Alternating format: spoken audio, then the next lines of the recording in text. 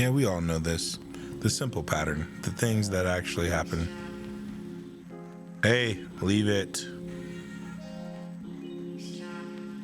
We all know that rhythm and rhyme, that beep, that disc startup, the whole hum and drum, the whole PS4 startup. And yes, we all go through that whole thing of sitting there for a minute while it loads, and then you're sitting there trying to decide which game you're going to play, just to know you're going to play the same 4 or 5 games you always do. And as you're sitting there playing it, you're like, man, what is gaming missing? I know we've all had that question of, is gaming dying, or is the things that we loved soon to be loved because we were only children? But I knew there had to be something deeper than that. And the only things I had to figure out was, is it just me that's feeling this, or are there others? So I decided to go out and search. I gotta ask people, what's a gaming memory that will always live with you?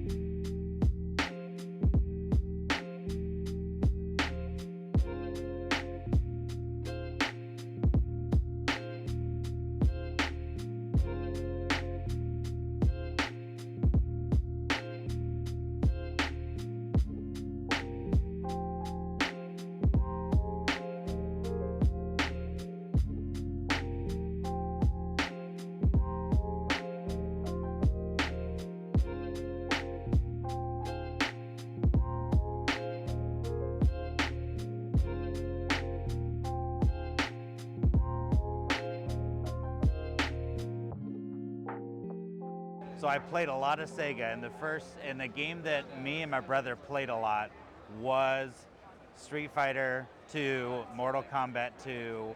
So I really enjoyed those 90s style fighting games, and and that was a memory that him and I have always shared, is just always playing a game together. Like we were heavily doing that because we were on the road, but like that that continuous kind of just how, even though my brother now, and like he lives in Seattle, I'm here in Kansas City, like we play every weekend. So it's that way that games can still make you feel close to somebody even though your distance is away. My first gaming memory that I had was playing Quake. I think that game scared me so. Those sound effects, the environment, the guy with the chainsaw that was that was so crazy. Yeah. When I was younger, my dad had just upgraded his computer and he got a CD-ROM, and he was super excited because it was like brand new tech, and he was super into computers, and so we always had PCs around the house. But he went out and he wanted to find something that showcased the power of the CD-ROM, and he got Myst. If you're familiar with that game, it was a puzzle adventure game. And my dad and I would sit down and we would play Myst at night for like months, and it was like we just fill out a notepad of all the notes for all the puzzles and stuff like that. I found out about the NES. Went over to a friend's house, and he had Super Mario Brothers. Now, before then, I had the Atari. Atari, real basic system, not a lot of sound. You had to use your imagination a lot. Here, Super Mario Brothers was on my friend's TV, full-on arcade experience. Sit down, you play no quarters. It wasn't built for an arcade. There was a speed run element to it. You know, it was pretty intuitive. It teaches you right away you're going to get beat by a bad guy. Fell in love. It would be about whenever I was 4. I grew up without internet. My brother had a Super Nintendo and we were playing Mario Kart on the Super Nintendo, and a tornado had gone through the town close to us, and we lived like 8 miles out of town. Well, the power went out while we were playing and I was beating him. And he says it doesn't count because the power went out, so we never finished the race. But that was like the first time I started like beating him at the game. I was old enough to comprehend buttons finally and stuff like that, but then we had to go to the basement because a tornado was going through town.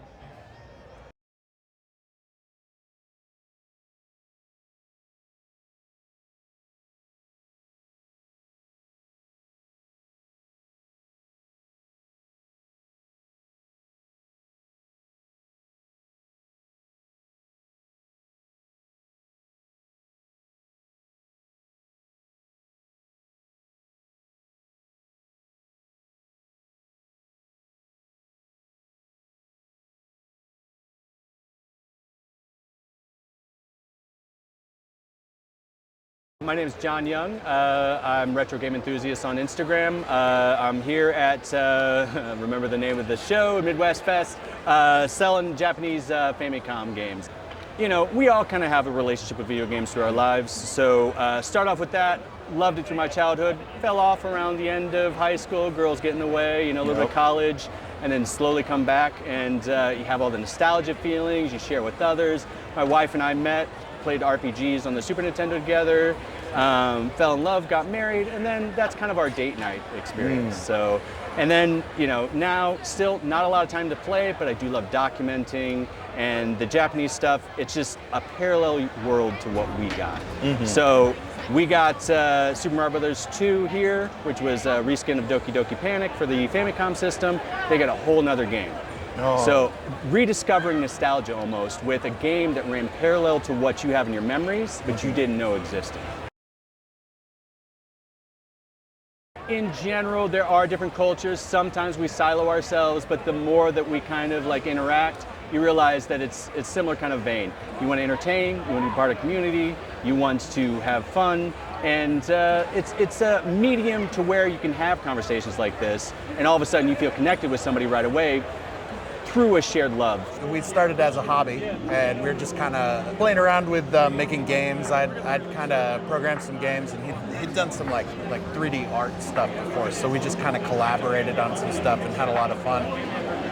We started realizing pretty quick, probably within the first 3 to 6 months or so, that we really had something kind of really interesting to do, and the game was turning out pretty interesting. So we kind of talked about it for a little bit, and we were like, we can really do this. So we kind of started coming up with a concept for a company and what we might think that company might look like, and then we incorporated this year, and finally, but we've been working on the game for about 3 years. But yeah, so the game is called Where They Go. It is a kind of like a amnesia / alien isolation kind of game where you are pursued by a singular creature and you have to outsmart the creature in through the environment while also trying to progress through the story and to get to certain objectives. We take a lot of inspirations from, again, Alien Isolation, Amnesia, Little Nightmares, and then other games that we've liked playing. Like we may be like, okay, the movement system in this game worked really well, and then we wanted to kind of implement something, but we don't want to do it exactly the same because it's not the same kind of game, so we tweak it a little bit more, you know. And it's this wonderful kind of collage of what we find good systems and good design systems mixed in with good themes and good concepts of what we're trying to do. Yeah, you were playing a Dark Souls kind of. Yeah, game, I do. I look at Dark Souls a lot, and I like Dark Souls has a lot of the same similarities, but Dark Souls it makes every encounter meaningful when with the way the controls are set up and the gameplay, and then and how difficult the creatures are. And so we kind of took that as a bit of a design philosophy. It's like, we're not making a Dark Souls game, but we should make everything meaningful as we design it out. So it's rewarding for the player when they engage with the system and learn a system. It's its own little level up reward. So this game it's called Kansoi Fighter, and so this is a traditional kind of 90s style 2D fighting games. So kind of going back to my story before of like really liking Street Fighter and Mortal Kombat, a lot of this game is inspired by those, as well as many other ones like Guilty Gear and stuff like that. But for me, it is the same thing with the fighting game community, and again, just being able to kind of play with your friends is you have that way to kind of connect and all that. What's nice about our game is it's designed for pretty much anybody from relatively new to somebody who's been playing fighting games, you know, for a long time, and they understand different mechanics and all that. But prime example yesterday is we had a tournament, and you know, nobody there has played our game before, so everybody was on an even playing field, and it was just how fun it was to just see kind of everybody having a good time, even though, again, no, they don't know the game, but everyone's figuring it out. And especially by when the bracket gets closer and closer to the finals, you're seeing people trying, or eventually being like, okay, now I know what moves to do and all this stuff, and just how quickly it is for them to get comfortable doing that.